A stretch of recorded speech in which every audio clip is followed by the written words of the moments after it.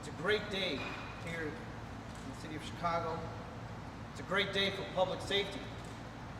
A day of what's possible as we come together and reimagine what the next generation of gunshot detection technology, coordinated public safety, and community engagement looks like. We're here today to accept the test pilot program offered by Alarm.com, which we have worked together over the last several months to bring to fruition. This is a multi-pronged gunshot detection and response program that incorporates both acoustic technology, infrared technology, coordinated camera technology, as well as drone deployment, all without human intervention. This coordinated technology will be a 6-month pilot offered free of charge to the city of Chicago, and it will be here in the Back of the Yards community. Now, I want to thank the Back of the Yards Neighborhood Council, many of our violence prevention program participants and leaders, our business leaders, and our residents who are here today to see this groundbreaking technology live for the very first time. To discuss the technology, I'd like to actually bring up our partners from Alarm.com, Matthew Zartman, David Silverstein, and Marquise McClure, to discuss some of the components of what we're bringing to the city of Chicago and what we're going to do and how it's going to play out here in the Back of the Yards community.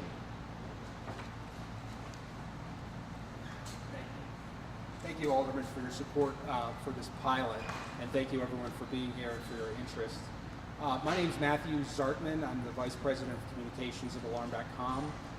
Before we get to the demo, which I know everyone's excited to see, I want to just give a little background on our company, the technology, and some of the plans for the pilot itself. For those of you who don't know, Alarm.com is a technology company. We're based in the DC metro area. We were founded 20 years ago, and today we provide a full suite of property, community, and personal safety capabilities. The pilot that we have planned is going to include a unique combination of technologies. So as the Alderman said, there will be a gunshot detection sensor deployment, there will be indoor and outdoor video cameras, and there will be a drone that can be deployed in response to a gunshot detection that will carry an onboard video capability to provide a live feed from that location. I want to talk a little bit about the gunshot sensor. Our focus today in the demo is going to be showing how that sensor works and responds to when it detects a gunshot. It's developed by a subsidiary of Alarm.com. It's called Shooter Detection Systems, or SDS. There's a few corporate names here, so I just want to clarify that. Excuse me. Oh, yeah, thank you. Yeah, so this is the outdoor version of the sensor. The original technology was based on a U.S. military application for detecting sniper fire for deployed soldiers. And following Sandy Hook, it was commercialized, and SDS was founded, obviously, to address an indoor sensor in schools, and it's expanded. And this is the outdoor sensor that will be deployed. A couple of highlights that I think are very relevant about the sensor technology. First off, it's highly accurate. It uses a dual-factor authentication capability, meaning it listens for the sound of the gunshot and can also look for the IR signature of the concurrent muzzle flash. So combining those two signatures makes it very accurate. Infrared, yes, that's the infrared component. Thank you. It also processes all that data on board the sensor. So it does two things. One, it can verify a gunshot very quickly because it's all done on board. Two, it doesn't require any human intervention and doesn't share any data that it captures. I also want to talk about how we deploy these in their range, because it's a very focused solution. So the indoor solution, which is the smaller device back here, which you would deploy kind of in this gym, provides a 40-foot arc radius of coverage. So it's a tight focus area, so we can focus the sensor on a particular location, which I think is pretty unique and different in the industry. So those are kind of the key things about the company and our technology, and I want to turn it over now to Marcus McClure, who's been key in developing this pilot opportunity with Alarm.com, and then he will get things set up for the demo. Could you please spell your first and last name again, please? Yeah, of course. So it's Matthew, M-A-T-T-H-E-W, last name Zartman, Z as in zebra, A-R-T like Tom, M-A-N, and Vice President of Communications, Alarm.com. Good? Great. Okay, Marcus McClure here, really Marquis, depending on how you pronounce it. M-A-R-Q-U-I-S, last name McClure, M-C-C-L-U-R-E. I just want to reiterate a couple of things what Matt touched on. Is our company started, or at least SDS did, with this indoor sensor. This indoor sensor was primarily the development of the school shootings.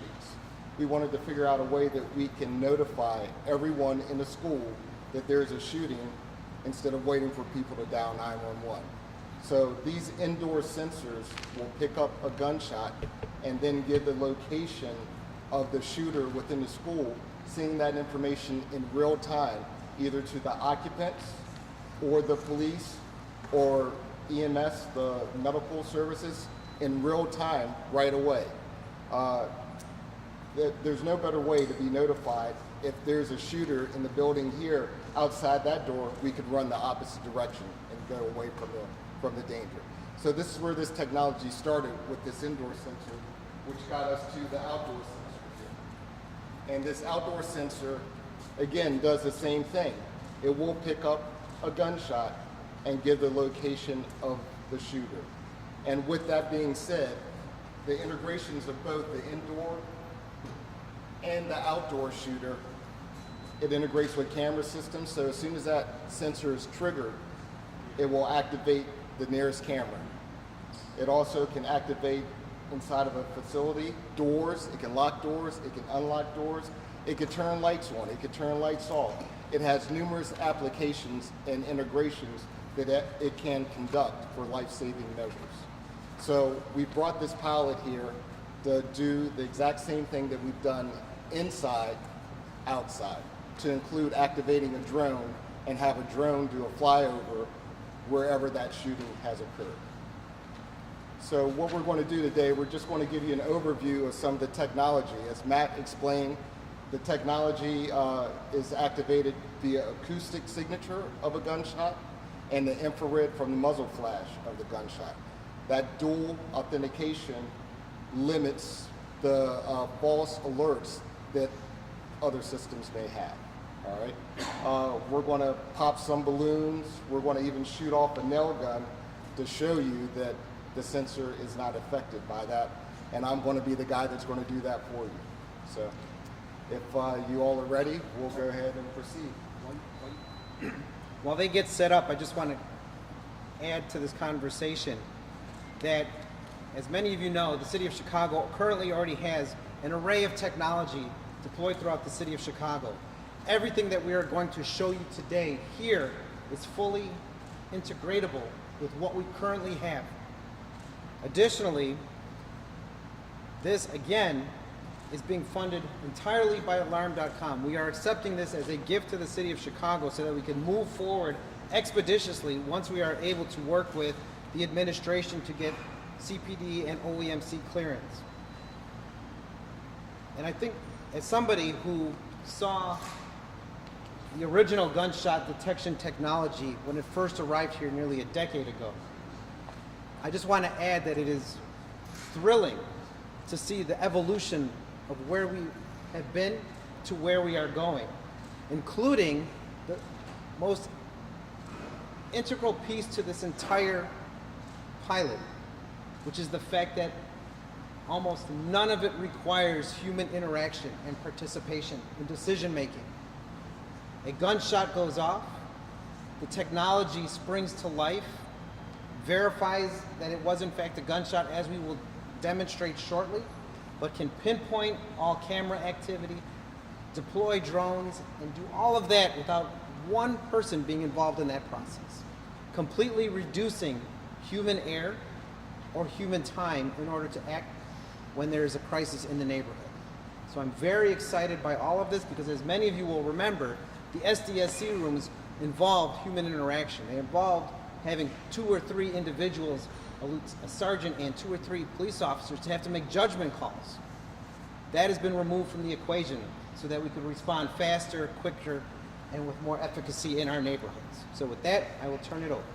And if you have your earplugs in, So we'll start with a couple of props. This is a slapper, all right?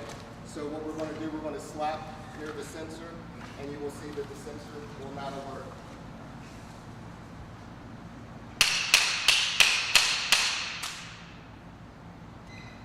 Now that off in the distance would sound like a gunshot if you didn't know what it was, but once again, the sensor did not alert. I'm going to pop a couple of balloons here, again, to show you that the sensor will not alert.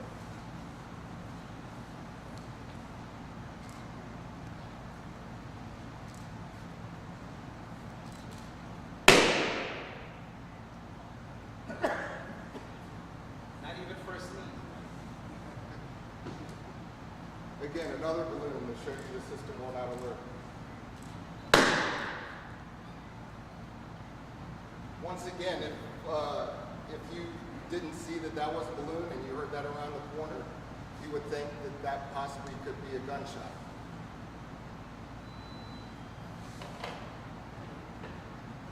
The next prop that I'm going to use is a nail gun.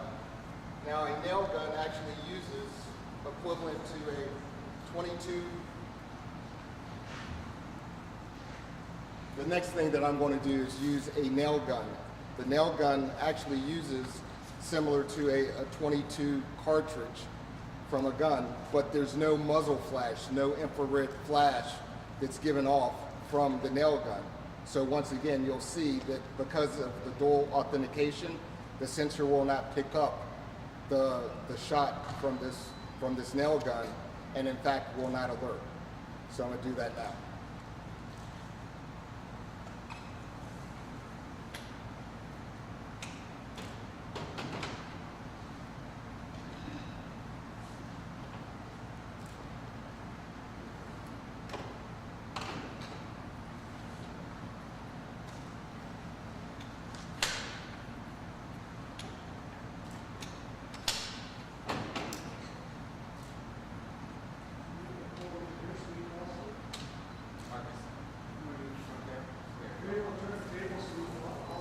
Yes.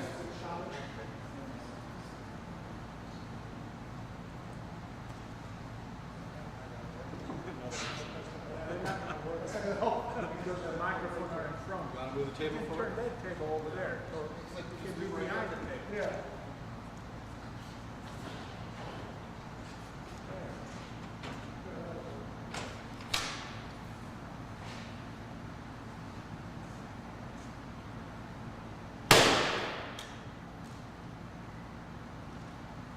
Once again, you have the same thing.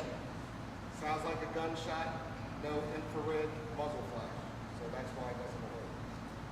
Last but not least, we'll do a prop gun, which has a 22 blank cartridge, but it provides the infrared muzzle flash, which will trigger the sensor.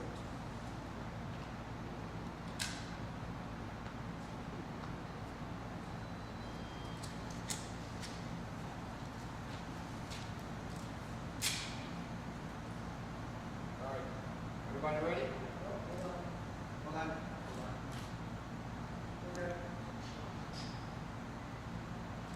Fire in the hole. Shot detected.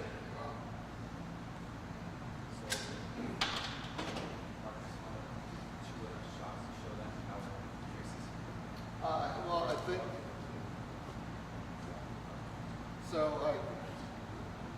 so. So I mean, that's basically how the system works. You know, it's a little different trying to do this in the gym, but imagine if you were outside in the city grid or in a large facility and shots going off from location to location, you would know exactly where those shots are coming from. You would have cameras activated showing you exactly what the shooter looks like. you'd be able to track that shooter throughout the facility or outside in the neighborhood. And especially if you have the drone coverage, you can see everything in real time. And that's it. I will answer some questions afterwards, but I want to turn it back over to Alderman Lopez. Thank you.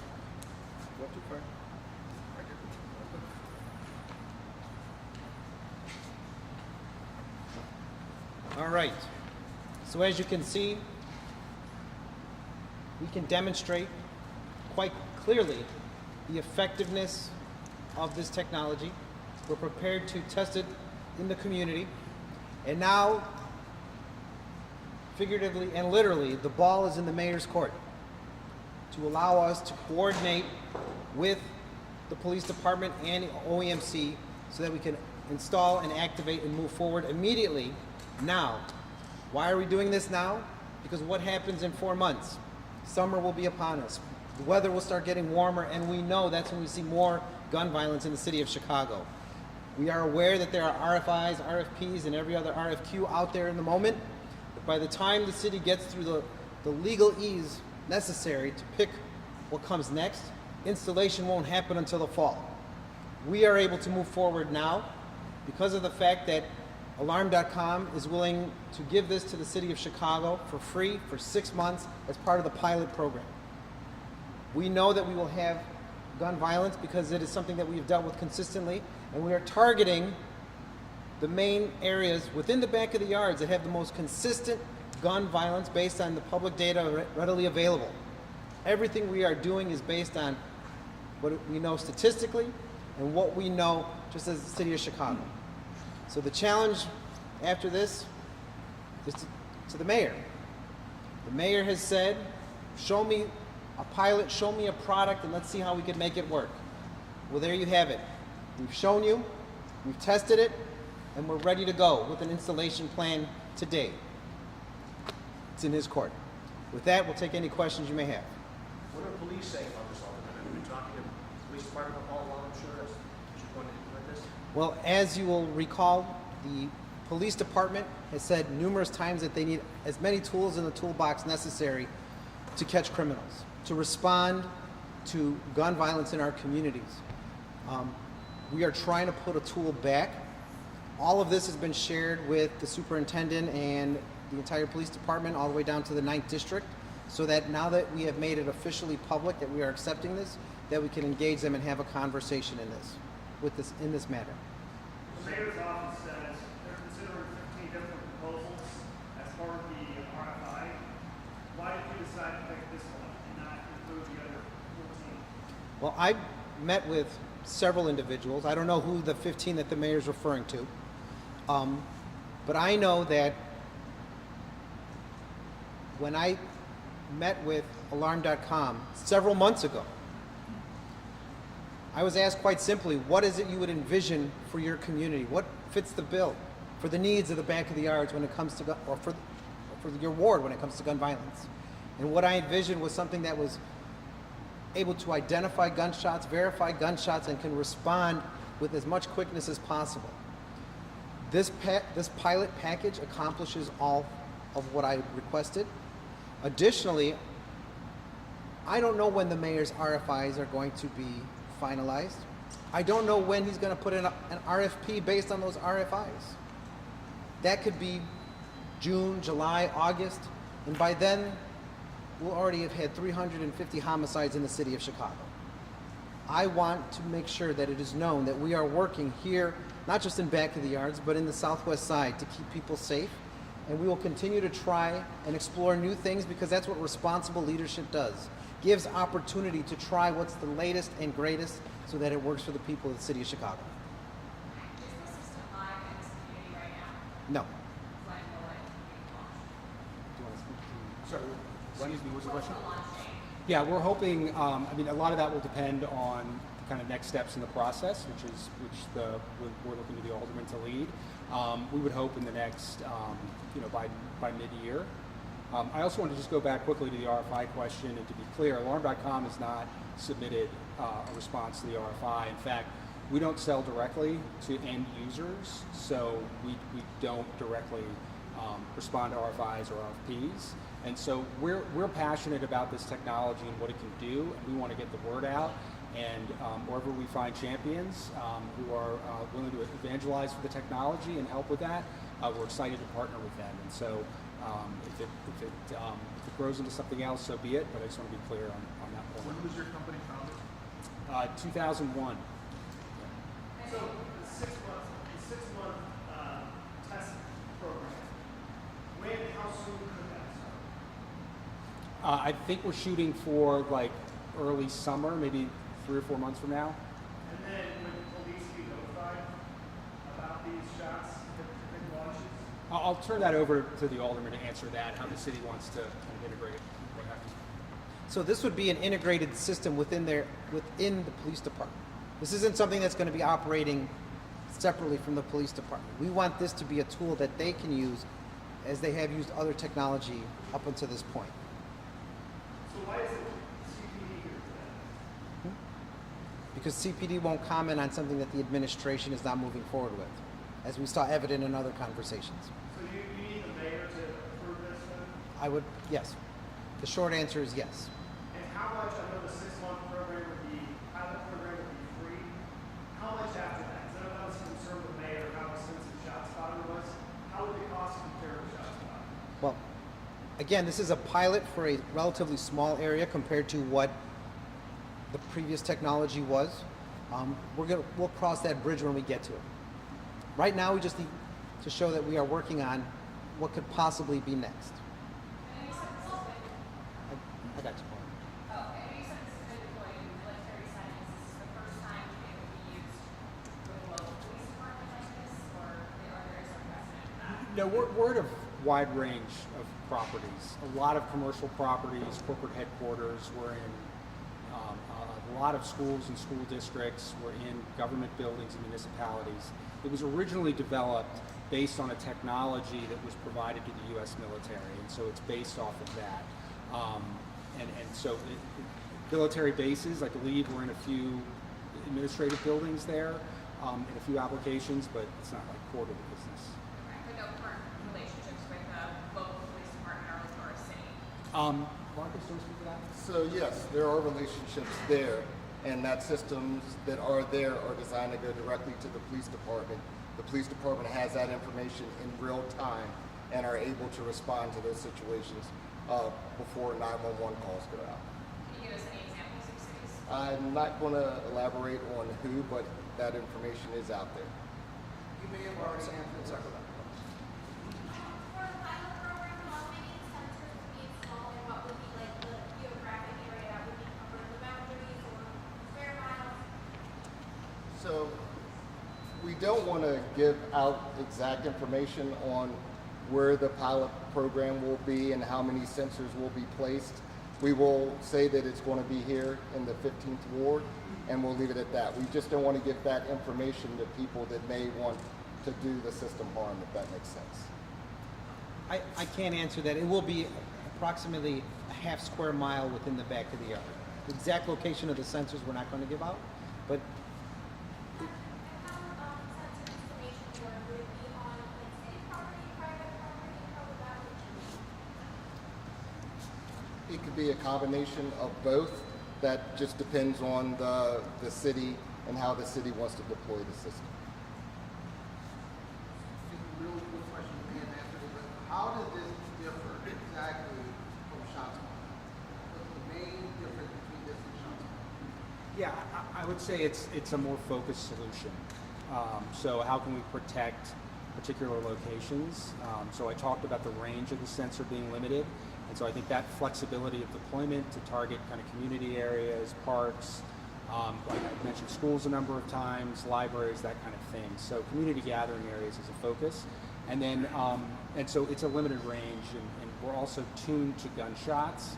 So it's not picking up a lot of audio of people kind of living their day to day. How does it work exactly? You said it'll only notify if there's a muzzle flash.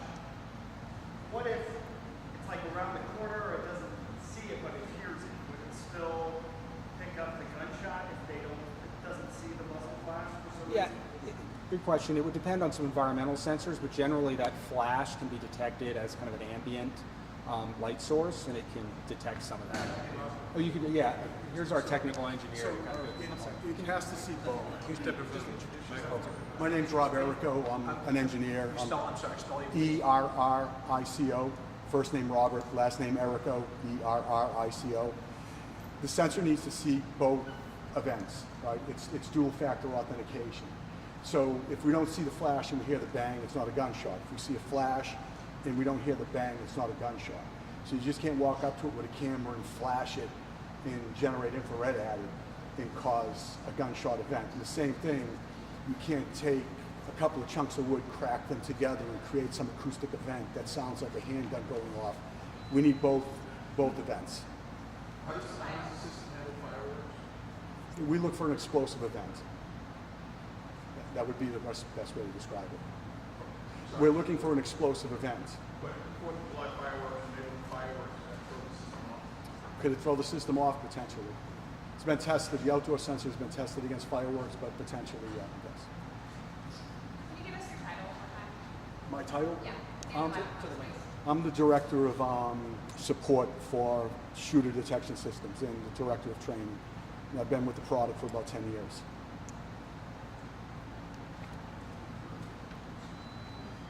Any other questions? Have you had any direct communication with the mayor about this plan or his office? The mayor and I have not had a direct conversation about this, but we will be engaging with his office and his deputy mayor for public safety now that we've officially made this public and have worked out the particulars of this pilot. And it has been shared with, again, the police department and others. All right. Sorry. Can you comment on Dorval Carter in the CTA? Someone should take his bus pass away. No, I'm glad that Dorval Carter is finally doing the right thing, stepping down, and hopefully we can get some responsible leadership that cares about the quality of customer service that individuals have to deal with. Can you also comment on your amendment to the welcoming space ordinance coming up here? Sure. We look forward to Wednesday's vote, on the amendment to the Welcoming City Ordinance. I think it is clear that we are trying to differentiate the difference between those who are here who choose to engage in dangerous criminal activity versus those that do not. We do not want to have individuals taken as collateral damage by the incoming administration while they look for their high priority targets. That's what we are trying to do. That is my focus, Alderman Tabaris's focus, and many others. And it's really unfortunate that many of my colleagues are trying to spread fear and gaslight everyone, saying that we are taking away the ordinance in its entirety and that we're trying to cooperate with mass deportations. We're actually doing the exact opposite, and we are not trying to play chicken with Donald Trump at the expense of the undocumented here in the city of Chicago. It's shameful that that's exactly what Brendan Johnson and all his allies are going to do by egging him on, tempting him to come here and prove them wrong. Sorry, just one last thing. So during the pilot program, where will the equipment be set up? Who will be receiving the notification? So once the pilot program is accepted by the city of Chicago in coordination with the mayor's office, the notifications, all of the information, that's going to be straight to OEMC and CPD. It's not coming to me. It's just going to, they will be feeding into the Chicago Police Department. The engineer, how is it the simple matter of patching this technology into the existing technology? And actually, yes, I mentioned earlier that it is fully integratable with what we have existing already. So there's not going to be another layer. There's not going to be another screen. A lot of this will become automated and automatic based on what's available. One last question. Do you feel rank and file officers want a new technology to help them in their job? We have seen where officers, since the previous technology went offline, do not know what they are running into. We saw that when Officer Enrique Martinez was killed. There was high capacity weaponry being used and officers were responding to a 10-1 unaware of what they were driving into, putting their own lives at risk, trying to help another officer. Yes, they want to know. Yes, they need to know exactly what they're driving into, where it is, and if we can have a drone come above them to help pinpoint the specificity of the location, that's exactly what they want. Because the more information they have, the safer they will be. But the other part of this too is, this is what communities want. People want to feel safe. They want to know that we are doing everything possible to make neighborhoods safe, especially at a time when we know that there are individuals who do not call police anymore. We've gotten into a habit of not calling police after 10 years of having technology that we've told people is always listening. The mayor took that away. We have nothing in its wake. This will help us put something back in place that keeps people safe, that allows us to identify when a gunshot is detected, and to answer the critics of the former technology about false positives. This verifies when it's an actual shooting with a two-step process, not just a one-step process. So all of that is what is missing in our toolbox now, that we seek to replace here as a test to prove what's possible. You know, no one would have envisioned that we would have been working to deploy drones to respond, but this is what we're moving towards. This is what many cities are moving towards, and we can be at the cutting edge of that. This city used to be known for thinking big things. Well, this is the next generation of big things in public safety. Patrick? Clear, are you wanting to replace ShotSpotter with this, or would you rather have ShotSpotter turned on and this in conjunction, or do you envision this replacing ShotSpotter? Well, to be clear, we have always said that the former technology should have been in place while the mayor figured out what was coming next. He chose not to do that. What we are focusing on right now is what could possibly be next? What does the future look like? And how do we test out some things to see what it works in a truly active community? That's what we're going to do with this pilot. Quick question, are there any plans to do any sort of survey with residents to see how they feel currently? I'm open to, if we want to have community conversations about this, but I could tell you, being as close contact as I am with my community, that they do not want to live under the gun. Shootings have gone on since the old technology went offline that go unreported on almost every block, including some of the target blocks that we're focusing on. We need to help reinstill faith that we're able to focus our energies on identifying where those shootings are happening, as well as trying to put some of those shooters in jail. The ShotSpotter, the height off the ground, 30, 40 feet off the ground, how is this positioned? On pole or face the building? It's similar. It will be placed high up off the ground. But again, you know, we're different than ShotSpotter. ShotSpotter does what they do. We do what we do. Which is, again, is audio. It's acoustic, sound of gunshots, and infrared from the muzzle flash of the gunshot. Who's the Star Wars fan that made that look like a stormtrooper? It's Stormtrooper hat. You know, I'd like to take credit for that, but it wasn't me. I'm not an engineer. I'm just the guy who talks a lot. I think we know. You talk about the device must store data, and then with the drones, like the video footage, what would happen in terms of how that's stored, how that's managed, and then privacy concerns that some groups might have? At this point, we should take technical questions. But yeah, it would depend on how the integration ends up working with other kind of city services. So. All right, thank you.